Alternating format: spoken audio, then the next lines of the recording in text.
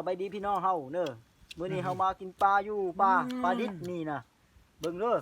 ไอ้นี่สิกินให้เบิ่งมากินเบิ่งให้ กินให้เบิ่ง มื้อนี้เฮามากินปลาอยู่ภูป่าปลาดุงเนอะนี่ ปลาดิบเด้อแซ่บหลายนี่ โอ้เสร็จเลย เอาแม่กินเอาแม่ มาพี่น้องเอ้ย สองคนนี่แหละหนุ่ย มาเด้อพี่น้องเอ้ย กินให้เบิ่งเลยนี่ ว้าวเบิ่งเด้อปลาดิดๆซุบๆดิดๆเท่ๆนี่สิโดยถึงกับของเจ้าโซ่ ใส่แต่หอมเลยนี่ โดยถึงกับของโซ่เบิ่งเด้อนี่ค่อยๆเด้อโอเค โอเค เว้ยนุ้ยวู้เซฟอีหลีลงมึง ก่อนจะหมูอ่ะก็จ้า ว้าวสำนี่ผู้ไทยนี่น้ำลายอยากกินพูดกินก่อน อร่อย